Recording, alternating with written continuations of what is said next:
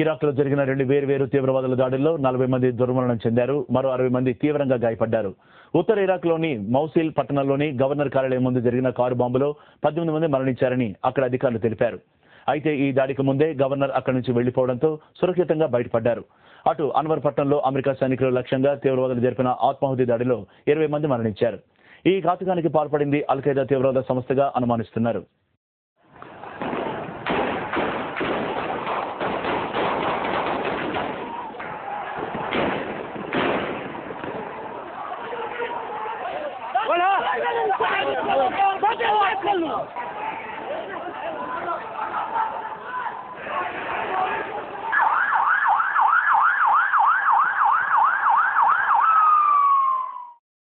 Birla cards India limited సంస్థ ఇప్పుడు దేశవ్యాప్తంగా రెడీమేడ్ దుస్తుల రంగంలో ప్రవేశించనుంది.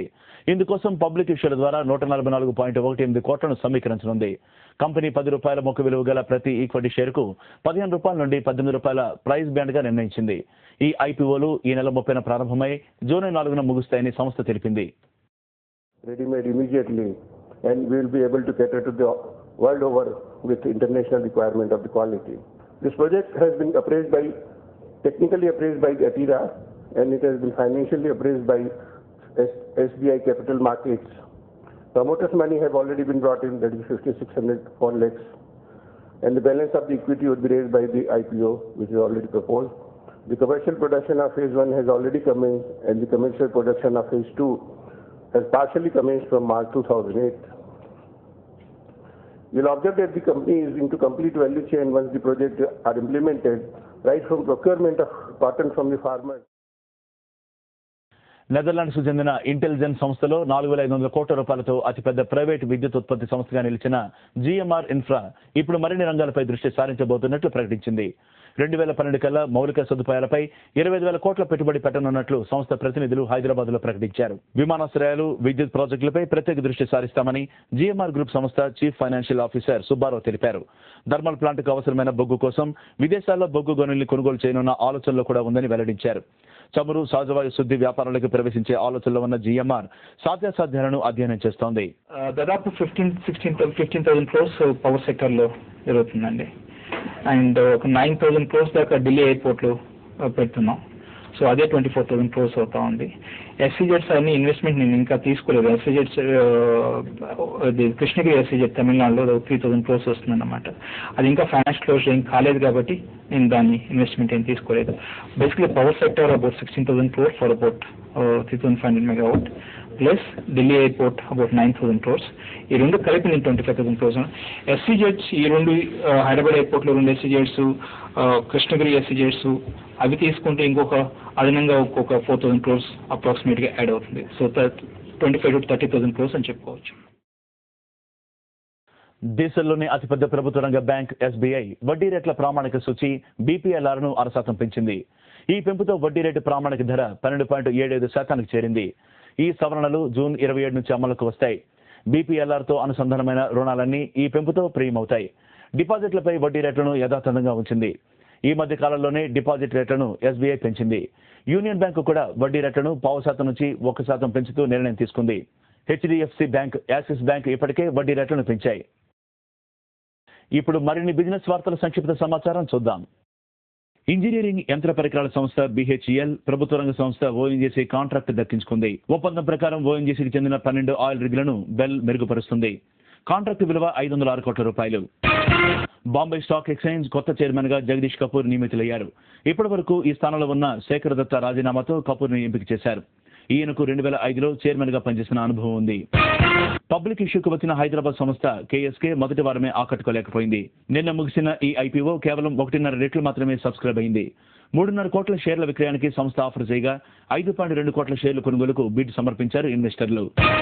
పెరుగుతున్న ఇంధన భారంతో కలుగుతున్న నష్టాలను భర్తీ చేసేందుకు 26% వాటా విక్రయించాలని గోయర్ భావిస్తోంది. మార్కెట్ లెక్కల ప్రకారం 26% వాటా విలువ 400 కోట్ల రూపాయల వరకు ఉండవచ్చని అంచనా. విమాన ఇంధన ధర రెట్టింపు అవ్వడం, మార్జిన్లు తగ్గిపోవడంతో సంస్థ రోజు ₹1 కోటి మేర నష్టపోతోంది. Luxury brand Jaguar, Land Rover ను విక్రయించేందుకు ఫోర్డ్ మోటార్స్ తాజాగా తమ వోల్వో బ్రాండ్ ను అమ్మే ఆలోచనలో ఉన్నట్లు సమాచారం.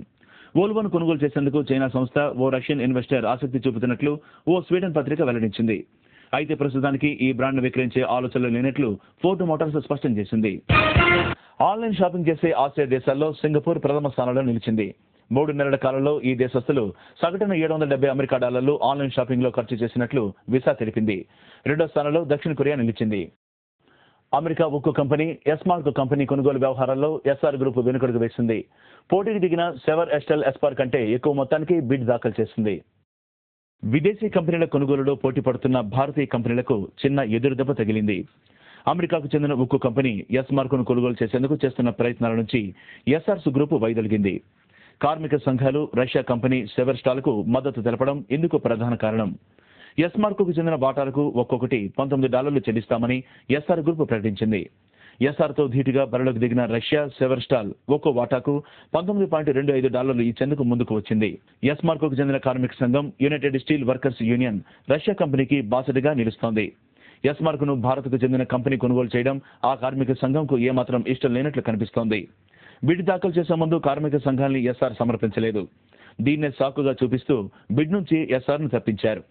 విదేశీ కంపెనీ కొనుగోలు వ్యవహారాల్లో భారతీయ కంపెనీకి ఇలాంటి అనుభవం ఎదురవడం ఈ మధ్య కాలంలో ఇదే మొదటిసారి.